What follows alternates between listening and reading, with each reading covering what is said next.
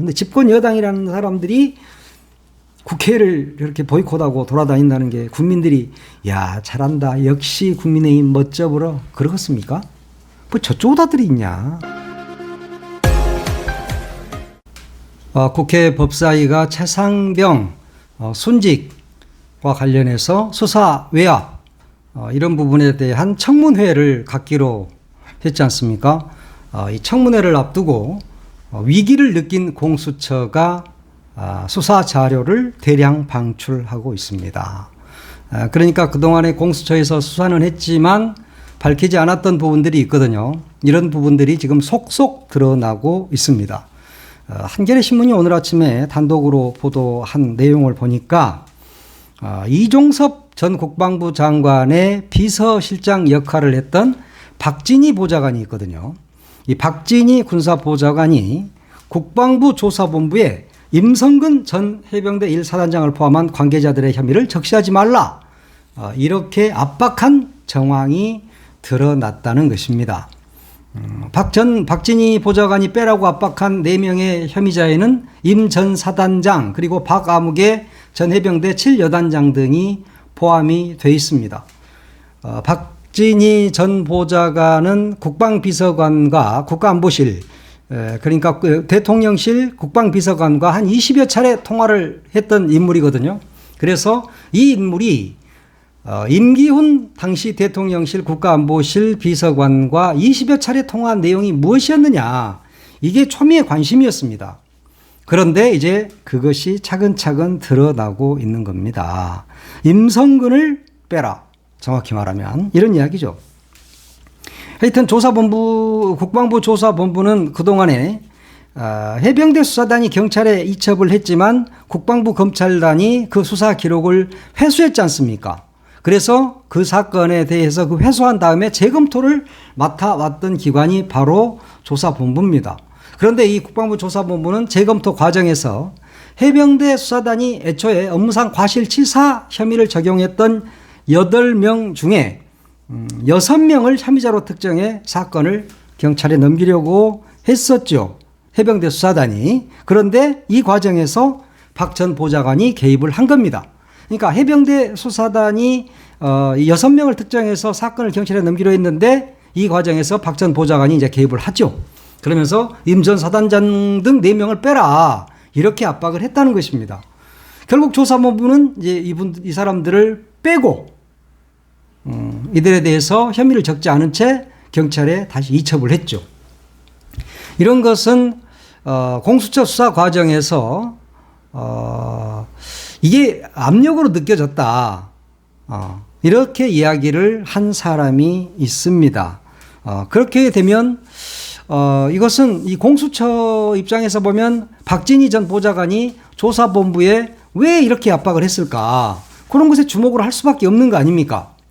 그런데 이 사람은 그냥 군인이 아니고 그냥 개인이 아니고 이종섭 당시 국방부 장관의 비서실장 역할을 한 군사보좌관이니까 그러면 이것은 이종섭 장관의 지시일 수 있다라고 단세포적으로는 생각할 수 있겠죠. 하지만 이종섭 장관이 왜 그런 짓을 하겠습니까? 뭐가 어때서? 우크라이나에 가 있을 때 대통령 개인폰으로 전화를 3번이나 받은 이후의 일들이거든요. 이런 것들이. 그러면 이종섭 장관은 뭐가 어때서 혐의자들을 빼라 이런 이야기를 자기 보좌관한테 이야기하겠습니까? 분명히 용산으로부터 전화를 받았기 때문에 그것을 자기 비서실장에게 지시할 수밖에 없었을 것이다. 이렇게 보입니다. 결국 이제 박진희와 대통령실 국방비서관실 그쪽과의 한 20여 차례 통화가 있은 이후 이런 혐의자들이 대부분 빠진 게 됐잖아요. 그러면은 누가 지시를 했는지 이종섭 장관이 빼라고 했는지 이종섭 장관한테는 또 누가 지시를 했는지 이런 것들이 밝혀져야 할 것입니다. 이제 파장은 더 커지겠죠. 법사위에서 청문회를 하지 않습니까? 그러면 이게 일은 더 커질 수밖에 없습니다.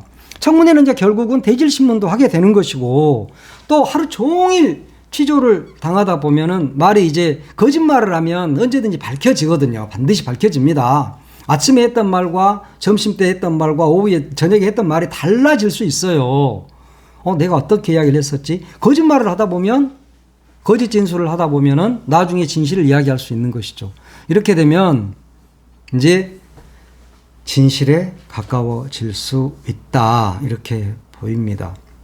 지금 이 청문회에 이종섭 전 국방부 장관이 나온다고 그랬고 유재은 국방부 법무관리관도 나온다고 그랬어요. 그리고 임성근 사단장도 나온다고 그랬고 이용민 포병 7대대장도 나옵니다. 그리고 박정훈 대령은 당연히 나오죠.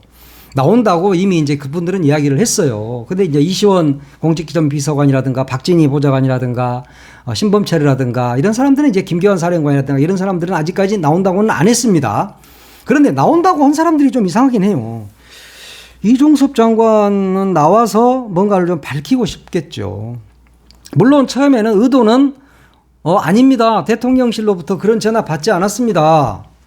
뭐 개입하라는 이야기 안 들었습니다. 라고 하겠지만 이게 꼬치꼬치 따지다 보고 하루 종일 당하다 보면 이제 그런 류의 이야기가 나올 수 있겠죠. 그리고 유재은 법무관리관. 이 사람은 문재인 정부 때 임명된 사람이거든요. 이 사람이 그리고 청문회가 끝나면 임기가 한 일주일여밖에 남지 않아요. 이 사람 입장에서는 굳이 자기가 다쳐가면서까지 이종섭 장관이나 윤석열 대통령을 지켜야 할 이유가 없는 겁니다. 유재은 이 법무관리관에 입을 주시를 해봐야 되는 상황이죠.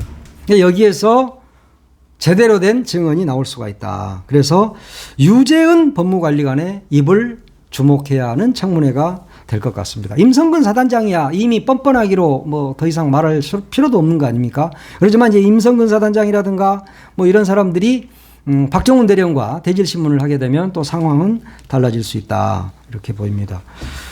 일단 21일 날 입법청문회를 한다고 하니까 주시를 해봐야 되겠지만 용산에서 거의 뭐 개입했지 않았겠습니까? 뭐 그렇게 보이는데 본인들은 안 했다. 할 이유가 없다. 이렇게 이야기를 하는데 이 청문회하고 이 청문회에서 새로운 사실이 밝혀지면 특검으로 가는 빠른 길이 되겠죠.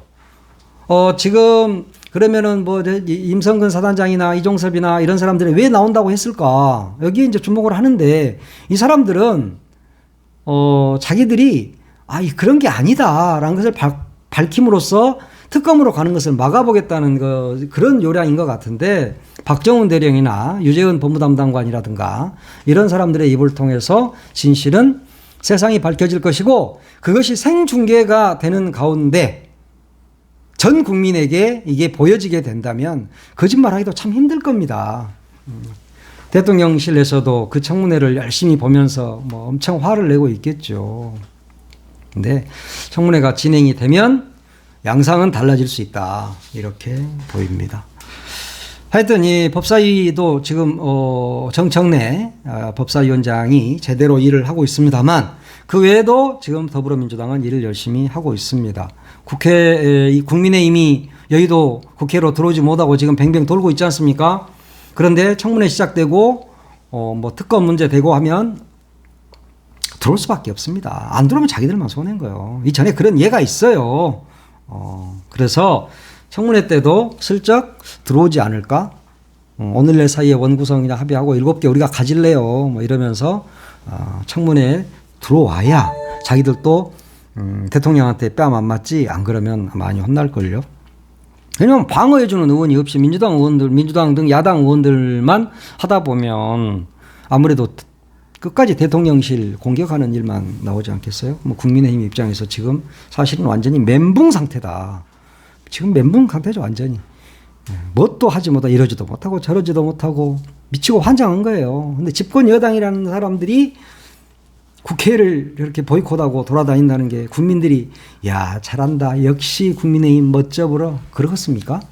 뭐 저 쪼다들이 있냐 아마 이러지 않겠까. 저는 뭐 그런 생각이 약간 쪼다들 같아. 언론로 협상하고 받고 뭐 이렇게 해서 일을 해야지. 이러다 보니까 민주당에서는 청문회 막 밀어붙이잖아요 지금. 그리고 입법 막 하고 있잖아요. 전현희 의원이 대통령 제2요구권 거부권 행사를 제한하는 법안을 또 개정안을 냈습니다. 이게 뭡니까? 김건희 특검법, 최상병 특검법 너는 거부하면 안 돼. 왜냐? 대통령의 사적 이해관계자는 김건희 특검법 관련이고 당사자는 최상병 특검일 수 있잖아요. 그러니까 이런 것을 거부하지 못하도록 하는 법률 개정안을 낸 겁니다. 그리고 민영배 의원도 국회법 개정안을 발의했습니다. 민영배 의원이 발의한 것은 뭡니까? 지금 이 정부가 시행령 정부 아닙니까?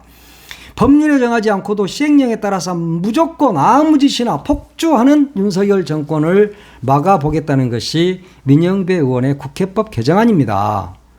그러니까 정부가 시행령을 개정할 경우에 국회 소관상임위원회에 입법예고안을 의무적으로 제출하고 상임위가 이 법 여부를 판단해서 수정 변경을 요청할 수 있도록 하는 내용을 담고 있습니다. 그러니까 행정부의 폭주, 행정부의 독주를 입법부가 좀 막아보겠다. 그런 이야기입니다. 그동안에 시행령 통치를 한 정부가 어디 있습니까? 쪼잔한 윤정부 빼놓고. 그러니까 이것을 지금 민영배 의원이 막아보겠다고 나서는 거잖아요. 국회법 개정안, 시행령 정치, 시행령 통치, 이걸 막아보겠다는 겁니다. 지금 또 그리고 민생회복지원금 지급을 위한 민생위기특별조치법, 이것은 민주당이 당론으로 정하고 있습니다. 지금 민생이 어떻게 파탄 지경 아닙니까? 국민은 다 죽어가고 있지 않습니까? 이런 것들마저 다 때려 맞고 있는 게 이 정부요. 그래서 시추 한 번 하는데 1,몇백억씩 드는데 그걸 5공이나 하겠대. 5개라는 것도 좀 이상해. 5개를 시추한다. 이것도 하여튼 약간 주술적인 게 있어요. 그럼 하여튼 나중에 이야기를 하도록 하고. 하여튼 이 정부에게 예산 편성권은 있습니다. 그렇죠? 그런데 이것마저 정부가 예산 편성을, 민생지원금마저 예산 편성을 안 한다? 그러면은 이것을 특별조치법으로 국회에서 할 수 있도록 하자 하는 것이 민주당의 당론인 겁니다. 좋은 일이죠. 윤석열 정부가 아무 일도, 민생을 위해서 아무 일도 하지 않고 있고 국민의힘이 국회를 보이콧하고 있는 상황에서 이런 특별조치법은 국회가 통과를 시켜서 국민들에게 돌아가도록 국민들을 돕는 그런 국회 역할을 해야 된다는 것입니다. 김용민 의원도 형법 개정안을 냈는데 수사기관이 증거를 위조하거나 원하는 진술을 얻기 위해서 위력을 행사할 경우에 무고죄로 처벌하자. 이런 일이 지금 얼마든지 있지 않습니까? 이재명 대표 하나 잡겠다고 지금 무슨 짓거리를 하고 있습니까? 그러면서 진술 조작하고 위조하고 그러면서 피의자 불러다가 회유하고 이런 거 지금 끊임없이 일어나고 있지 않습니까? 이것을 법적으로 막아보자. 그런 이야기인 겁니다. 이건태 의원도 검찰의 표적수사를 금지하는 형사소송 개정안을 냈어요. 검찰이 표적수사를 지금 하고 있지 않습니까? 딱 타켓 정해놓으면은 탈탈 털어서 100회, 300회 압수수색해서 별건 수사하고 그래서 자식들까지 다 때려 엮고 마누라 엮고 지금 이런 짓거리를 수도 없이 해왔지 않습니까? 이 무도한 윤석열 정권이. 물론 윤석열은 이 정권 때만 그런 게 아니라 검사 내내 그따위 짓거리를 해왔죠. 그런 사람이 지금 뭐죠? 이 사람이 대통령은 아닌 것 같고 하여튼 그리고 양분남 의원도 수사기관의 피의사실 공표 이 부분 전면금지법을 내놨습니다. 이 완전히 재판이 끝날 때까지는 죄인이 아니야. 범죄자가 죄인이 아니단 말이야. 그런데 중간에 막 발표합니다. 뭐든지. 아이고 그러다 보니까 참 그 좋은 배우들이 막 스스로 목숨을 끊고 하는 일들이 벌어지잖아요. 피의사실 공표죄로 사실 처벌해야 되거든요. 그런 죄가 있는데도 불구하고 이 세상은 검사 천하라. 검사 마음대로 그런 일을 해왔던 겁니다. 이런 것들을 양분남 의원이 한번 막아보자. 그래서 다시 법안을 냈다. 이렇게 볼 수 있습니다. 그러니까 이 일을 지금 너무 다들 잘하고 있는 거죠. 그러잖아요. 뭐 국토교통위도 전세자기 피해자 지원 대책 이거 청문회 한다고 그러잖아요. 과방위는 이미 방송 정상화 4법 상정했고 법사위로 넘겼습니다. 이런 것들을 지금 끊임없이 하고 있는 거죠. 특히 운영위원회 여기 운영위원회 중요합니다. 지금 박찬대 원내대표가 운영위원회 위원장을 맡고 있는데 여기가 이제 대통령실을 감사할 수 있는 기관이거든요. 상임위원회거든요. 오는 21일에 대통령 비서실과 국가안보실, 대통령 경호처 업무보고를 진행하기로 했습니다. 그동안에 놀았거든요. 왜? 운영위원장을 누가 했습니까? 윤재옥이가 있잖아요. 국민의힘 원내대표. 그러면서 아무 일도 안 했거든. 무슨 일만 하면은 뭐 의사 일정을 뭐 협의하지 않았다 이러면서 10분 만에 전부 다 막 산회해버리고 이런 일이 부지기수였습니다. 지난해 12월 22일에도 사실은 이 해병대 수사 외압과 관련해서 운영위원회를 열자고 했지만 윤재옥이가 연지 17분 만에 산회해버렸어요. 10분 만에. 그러니까 아무것도 안 된 겁니다. 자, 부산 엑스포 실패 사안도 운영위원회에서 다뤄야 되는데 못 다뤘어. 김건희 명품백 수수도 여기서 다뤄야 되는데 못 다뤘어. 윤재옥이가 다 때려 막았잖아요. 위원장이 그렇게 힘이 센 거예요. 상임위원장이. 그러니까 국민의힘이 지금 7개도 갖지 않겠다고 그러면 민주당이 다 갖고 책임을 지면 됩니다. 그래서 국민들이 잘했다고 생각하면 다음 정권을 찾아올 수 있는 것이고 국민들이 못했다고 하면 못하는 거예요. 잘못한 거예요. 그것은. 그러나 지금 국민들이 국회가 놀기를 바라겠습니까? 여야가 어디 있습니까? 국민을 위하는 길에? 예? 야당은 다른 데다 무슨 뭐 보따리 챙겨놓고 삽니까? 아니잖아요. 야당이든 여당이든 모두 다 국민을 위해 일하는 것이 국회의원입니다. 국회의원이어야 합니다. 그런데 국민의힘 놀고 있다고 민주당마저 놀면 안 되죠. 민주당은 지금 놀지 않고 있는 거예요. 일 진짜 잘하고 있는 거죠. 이제 22대 국회에 들어서 민주당이 운영위원장을 차지했어요. 박찬대 원내대표가. 그러면 대통령실에 대해서 견제도 잘 해야 되고 그동안 저지른 잘못이 너무 많아서 참 힘들긴 할 거예요. 운영위원회가. 저 뻣뻣한 이 윤 정권을 상대로 일을 해야 되고 대통령 비서실을 상대로 일을 해야 된다는 것이 힘은 들겠지만 그래도 열심히 해야 합니다. 뭐 석유 시추한다고 저거 한 것도 저거 사기일 가능성 높은 거 아니에요? 그래서 추미애 의원이 요거 난 따져볼 거야 라고 이야기를 하고 있습니다. 자, 이제 국회 운영위원회까지 법사위원회 뭐 정청래 의원 정말 잘하고 있고 이제 박찬대 의원이 국회 운영위원회를 어떻게 이끌어가느냐 하는 데서 박찬대 의원의 역량을 박찬대 위원장의 역량을 볼 수 있을 것입니다. 잔뼈가 굵은 사람들이니까 일을 잘 하실 것으로 믿습니다. 자, 하여튼 이 국민의힘이 국회를 거부하고 있는 이런 상황 속에서도 민주당은 차질 없이 지금 일을 잘 하고 있습니다. 다행인 것이죠. 왜냐? 민주당마저 국민의힘 안 들어오니까 우리도 뭐 들어올 때까지 기다릴 거야 이렇게 있다면 국민들은 어떻게 됩니까? 너무너무 힘들어지는 거 아닙니까? 그리고 잘못된 법들은 다 개정해야 됩니다. 한 번 개정했다고 그대로 놔둡니까? 그러면 국민의 눈물은 누가 닦아주는 것이죠? 한 번 정해진 것이 영원한 법은 아닙니다. 잘못된 것은 개정해야 됩니다. 그런 것들을 민주당이 지금 앞장서고 있는 겁니다. 국회는 상임위원회 중심으로 돌아갑니다.